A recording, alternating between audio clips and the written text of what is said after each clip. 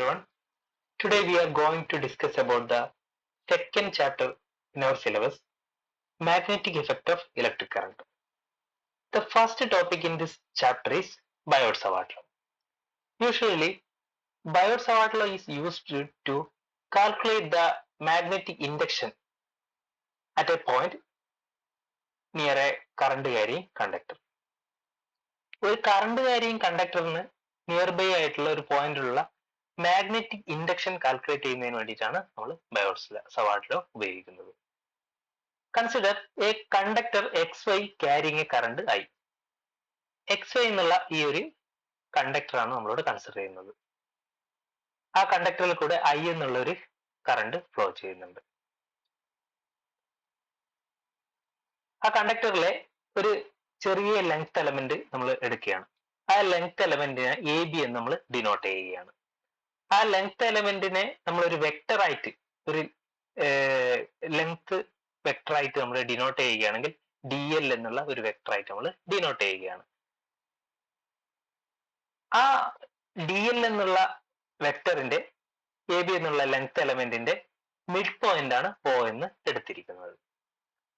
ആ ഒ എന്നുള്ള പോയിന്റിൽ നിന്നും ആർ ഡിസ്റ്റൻസിൽ അകലെയുള്ള മറ്റൊരു പോയിന്റ് ആണ് പി എന്നുള്ള ഈ പോയിന്റ്. അപ്പൊ ഈ പി എന്നുള്ള ഈ പോയിന്റിലുള്ള മാഗ്നറ്റിക് ഇൻഡക്ഷൻ കാൽക്കുലേറ്റ് ചെയ്യുക എന്നുള്ളതാണ് നമ്മുടെ ലക്ഷ്യം. അപ്പോൾ ഈ ഡി എൽ എന്നുള്ള ഈ ലെങ്ത് എലമെന്റ് ഈ വെക്ടറിന്റെ ഡയറക്ഷൻ ഈ ഒരു ഡയറക്ഷനിലായിരിക്കും. അപ്പൊ നമുക്ക് ഈ ഇവിടെ രണ്ട് വെക്ടറുകളുണ്ട്. ഒന്ന് ഡി എൽ എന്നുള്ള ഒരു വെക്ടർ, കൂടാതെ തന്നെ ഈ പി എന്നുള്ള പോയിന്റിന്റെ position vector according to the point O. O എന്നുള്ള പോയിന്റിൽ നിന്ന് നോക്കുമ്പോൾ പി എന്നുള്ള പോയിന്റിലേക്കുള്ള ഒരു വെക്ടറാണ് നമ്മൾ ആർ എന്ന് എടുത്തിരിക്കുന്നത്. അപ്പൊ ഈ രണ്ട് വെക്ടറുകളും തമ്മിലുള്ള ആംഗിൾ ആണ് തീറ്റ എന്നുള്ള ആംഗിൾ.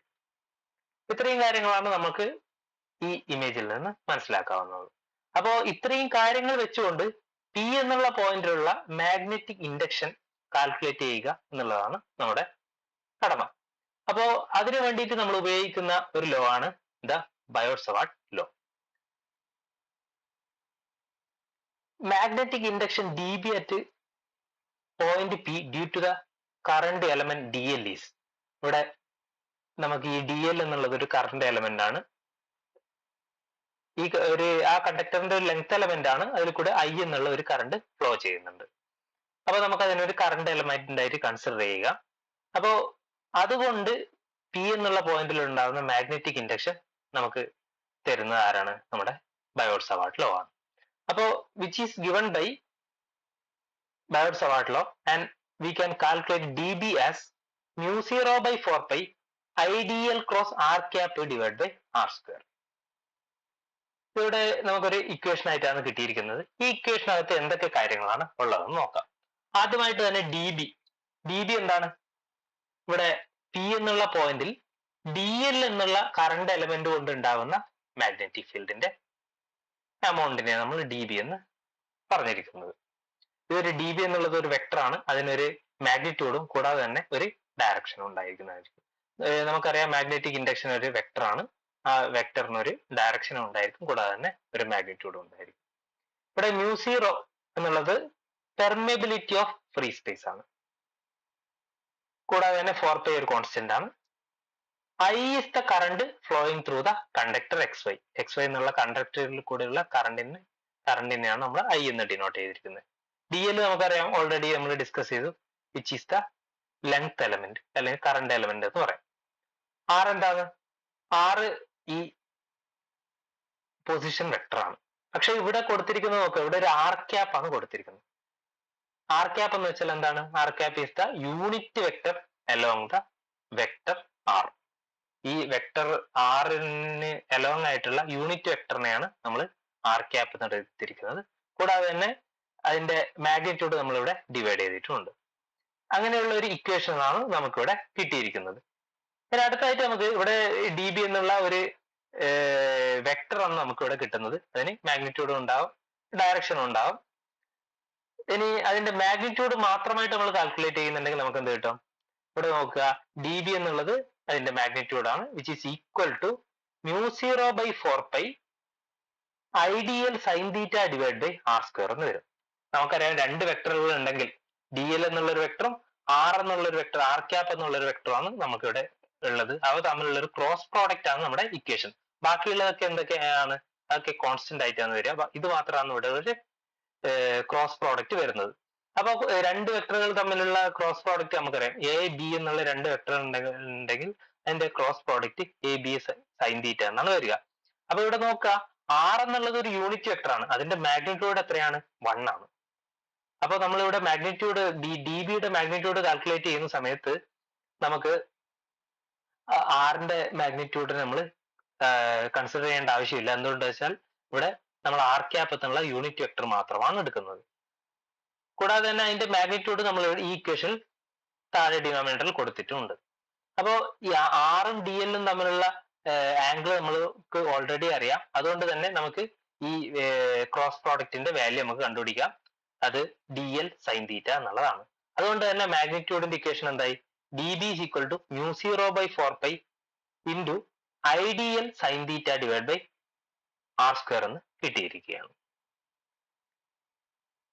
അപ്പോ നമുക്ക് ഇവിടെ മാഗ്നിറ്റ്യൂഡ് കിട്ടിയിരിക്കുന്നത്. അതേപോലെ തന്നെ direction of D B is that the vector D L cross R.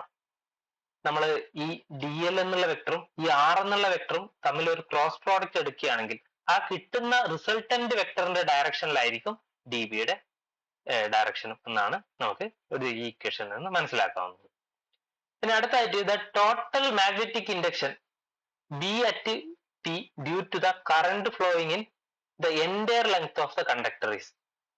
നമ്മൾ അടുത്തായിട്ട് നമ്മൾ എന്താണ് ചെയ്യുന്നത്?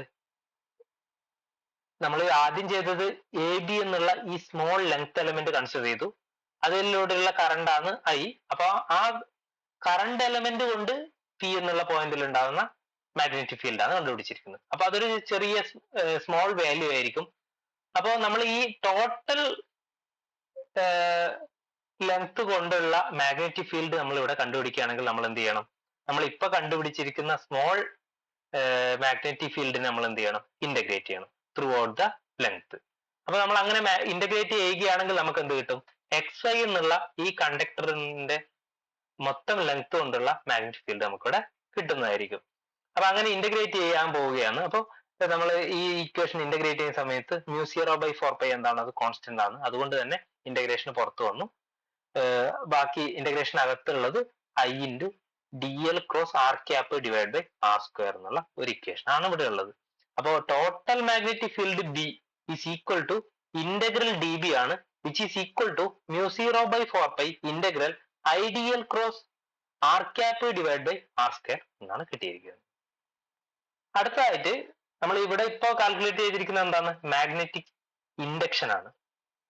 ഇനി അതും നമ്മുടെ മാഗ്നറ്റിക് ഫീൽഡ് ഇന്റൻസിറ്റിയും തമ്മിൽ കണക്ട് ചെയ്യുന്ന ഒരു ഫോർമുലയാണിത്. Magnetic induction B is equal to mu 0 H എന്നുള്ള ഇക്വേഷൻ ആണ്. Where H is the magnetic field intensity.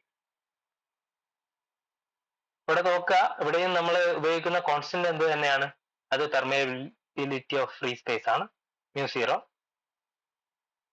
അപ്പൊ നമുക്ക് B is equal to mu 0 H എന്നുള്ള ഒരു ഇക്വേഷൻ വഴി നമുക്ക് മാഗ്നറ്റിക് ഇൻഡക്ഷനെയും മാഗ്നറ്റിക് ഫീൽഡ് ഇന്റൻസിറ്റിയെ തമ്മിൽ റിലേറ്റ് ചെയ്യാവുന്നതാണ്. അവിടെ ഉപയോഗിക്കുന്ന കോൺസ്റ്റന്റ് ആണ് മ്യൂ 0 എന്നുള്ളത്. ഇത്രയും കാര്യങ്ങളാണ് നമുക്ക് ബയോട്ട് സാവർട്ട് ലോവിനെ കുറിച്ച് പറയാനുള്ളത്.